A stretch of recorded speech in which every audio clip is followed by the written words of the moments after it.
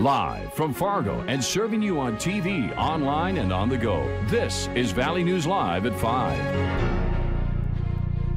In less than 24 hours, President Trump will make his second appearance here in Fargo. He's speaking at a private event being held at the Delta by Marriott tomorrow. Tickets to the event are $1,000 per couple. Valley News Team's Rose Itzkovitz joins us live from the hotel to explain what this means to you if you're traveling in the area. Rose? That's right, Andrea. Authorities have been very tight-lipped regarding any logistics surrounding tomorrow's event. But here's what we do know. I stopped by this hotel a little earlier this afternoon and found some members of the military with their canines. They say they're with the Army and confirm they've already done a security sweep of the hotel. Now, as far as times and road closures, the Fargo PD won't release any specific routes just yet, but says there will be traffic delays between the airport area and here at the Delta when the president is moving. And those times should be around 11:30 a.m. when he gets in and about 2 p.m. when he's leaving. That's all, so far what they're saying. Now, for those of you on the road or in the air tomorrow, here's a little more info for you. President Trump lands in Fargo on Friday for the second time in just a couple months. But this will be a private and much smaller event. The Delta holds probably 500 to 700 people, so that's as big as that facility will hold. This compared to last June, when the president spoke to thousands at Shields Arena. Fargo Mayor Tim Mahoney says due to location and size of the event, traffic will be much less affected this time around. On Shields Arena, we have to get off interstate and kind of move through the city. Delta is a little bit easier to get to, although if you're at West Acres, I would say you might be inconvenienced during that time frame. A White House official says Trump is set to touch down around 11:30 a.m. and leave around 2 p.m. The roads won't be closed the entire time, just maybe 30 minutes before and after he comes and goes. Hector Airport Authority also tells me people should expect very, very little impact, which is good news. As the Fargo Travel Agency tells me, Friday's a busy day for flights. Often business travelers might be wrapping things up on a Friday, so you'll see a lot of traffic returning home. Luckily, he says, this Friday looks a little quieter for his travelers. I think part of it too because this is the Labor Day week and it was already a shortened week with Monday. But for those who are traveling, Ganji advises to check your connection time. I would think that if you are looking at, anything that's 90 minutes or more connection time, you should be fairly fine. Anything under that? He says check for a later flight as a backup. Ganji says the good news? It's not Air Force One's first time flying in recently. The nice part is that they probably do speak from that experience of how much lead and post time that they need for that to come in. And since this is a private event, a White House official tells me people really shouldn't be expecting any public meetings or rallies this time around. Now, we did hear reports that the president may possibly be coming in one final time before the November elections. The White House official that I spoke to says that is still unconfirmed, though it doesn't mean it won't happen. Live in front of the Delta by Marriott in Fargo, Rose Itzkovitz, Valley News Live. Back to you, Andrea. All right, thank you, Rose. And of course, we'll have much more for you tomorrow when the president arrives. So be sure to tune in to Valley News Live at noon. Most of us have been dry today, but thunderstorms are keeping some people busy up north. Hutch, any more of that this evening? Yes, quite a bit of lightning working its way through northeast portions of North Dakota, and some of these thunder showers that are making their way to the east and south as we go into the evening hours, containing some hail. Here is a look at the hail course right now. Ramsey County in the northern and western reaches could be seeing half-inch to possibly 3/4-inch diameter hail working its way to the south and east. This is all drifting at about 35 miles per hour. We do have some showers moving out of the Grafton area toward the northern Red River Valley. And the thunderstorms are heading in the general direction of you in Grand Forks this evening. For Fargo, we should stay quiet for the evening hours as temperatures will not be nearly as cold. With increasing cloudiness, we'll see near 60 degrees for much of the evening. Grand Forks, a better chance of some showers later this evening between 8 and 10. Temperatures slipping into the 50s. We'll have a few showers around the area for tomorrow. I'll have details on who may need an umbrella handy here in just a few moments. Okay, thanks, Hutch.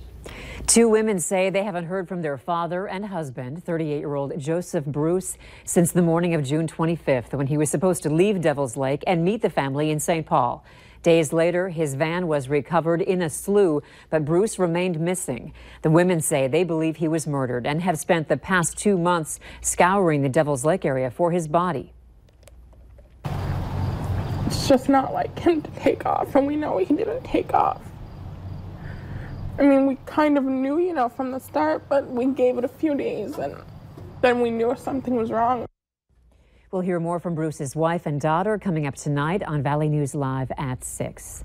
Employees of H&I Nutrition posted this video to their Facebook page in hopes of catching 2 men they say stole hundreds of dollars worth of supplements from their store. The store is located off of 45th Street South in Fargo. The Post says the 2 men forgot to pay for some very expensive items, upwards of $400 worth. You can see in the video how one man is checking out at the front desk while the other man is seen putting something in his pocket toward the back of the store. Here's a closer look at the 2. If you know who they are, you can call Fargo Police at the number you see at the bottom of your screen, 235-4493. A man is in jail after allegedly assaulting a 20-year-old woman with a knife. Police took 20-year-old Akmal Azizov into custody in Grand Forks on charges of terrorizing, aggravated assault, and criminal mischief. We don't know yet how badly the woman was hurt, but her injuries are not believed to be life-threatening. Grand Forks police say this is an isolated incident and there is no threat to the public. Authorities say no shots were fired inside Sanford Hospital this morning, despite earlier reports. Police were called to Sanford just before 9 this morning for a report of an active shooter at the hospital. Hospital staff reported hearing 3 gunshots on the 2nd floor. Officers took a 54-year-old man from Webster into custody just before 9:30 in the morning. Criminal charges are pending. The investigation revealed that no gun was found in the man's room. Police say it is likely that the suspect banged on something repeatedly. One officer suffered minor injuries during the suspect's arrest. Authorities set up a perimeter on the border of Moorhead and Dilworth this morning while they searched for a man. The call came in around 5:30 a.m. for a traffic stop on Highway 10 and 34th Street. Police say a woman called saying her boyfriend took her car and didn't bring it back. When authorities pulled over the man, he took off running, and that's when a perimeter was set up and they started the search. Officers could not find the suspect. Drivers who use the Main Avenue Bridge may have to find another route today. The bridge between Moorhead and Fargo is closed for the annual Bridge Bash, the event that welcomes students back to the community. It started at 5 and runs until 10 this evening. The bridge will reopen at 9 Friday morning. Traffic in the downtown area crossing between Moorhead and Fargo should take either the Center or Main Avenue bridges. Corrections officers at the Stillwater, Minnesota prison held a protest during the planned reopening of the work area where Officer Joseph Gahm was murdered in late July. Officers refused to work in what's called the industry area, where prisoners work various jobs. That area has been closed since July 18th when Officer Gahm was murdered. They were willing to work in the prison, but they were not going to go to work in industry until they felt they had enough staff. Tim Henderson is a retired corrections officer and associate director of the Corrections Officers Union. They cited their contract language in state law, which is the right to refuse work when they feel that the conditions of the work environment are unsafe. Talks are continuing between the union and the Department of Corrections to meet the officers' demand for more staffing so they can reopen the industry work area. The one part of the industry area that will not be reopened at all is the metal shop. Now that's where Joe Gahm was killed when the inmate attacked him with a hammer and a homemade knife. In a statement, the Department of Corrections said it is continuing to work with officers on safety issues, adding, "We share our officers' strong desire to increase staffing levels. Over the last 8 years, the department has requested that the legislature fund an additional 150 corrections officers. Unfortunately, those requests were not funded." Our officers and all of our staff are willing to work, but they just want to be safe. Officers are wearing special bracelets to remember Officer Gahm, and their union leaders say they will keep pushing for safer work conditions in his honor. Edward Johnson, the inmate who attacked Gahm, has been moved to the prison at Oak Park Heights. Prosecutors say they will take the case to a grand jury in order to charge Johnson with first-degree murder. The battle is on over efforts to legalize recreational marijuana in North Dakota. That's a measure residents will be voting on in the November general election. Today we learn a group is organized and will campaign against it. They want you to vote no. The group is called North Dakotans Against the Legalization of Recreational Marijuana and is headed up by former Attorney General and District Court Judge Bob Wefald.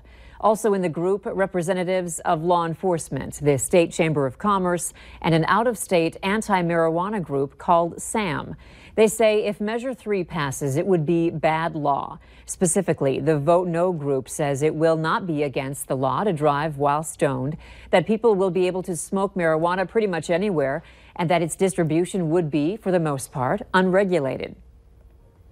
Legalization is about one thing and one thing only: a massive commercialized industry that is out for a profit. It is not out there looking out for our kids, for our families, and for our communities. Judge Wefald says his group will spend whatever it takes to see Measure 3 defeated. You'll hear from him coming up on Valley News Live at 6. The YWCA helps thousands of women who are looking for help during times of crisis. And today, Valley News teams Lisa Bedeau, Jordan Schreier, and Abby Furchner were there as the YW hosted its 35th annual Chocolate Fantasy and Chili fundraiser. You still have time to get to the Delta by Marriott to enjoy delicious desserts while browsing over 200 different items for the silent auction. All the proceeds from this event will go to the YWCA to help support its mission of keeping women safe during an emergency. We're there 24 hours a day, 365 days a year, and we want to ensure that we're able to be there. And so events like Chocolate Fantasy, which has been happening for 35 years, goes to support those operations and that safety for those who need it most. The event runs until 7 this evening. You don't have to be present to bid on the items at the silent auction.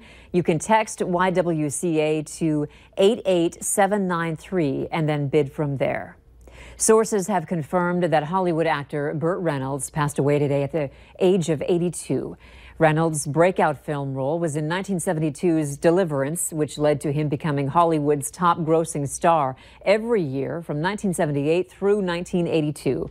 Reynolds made a comeback with Boogie Nights in 1997, which earned him an Oscar nomination.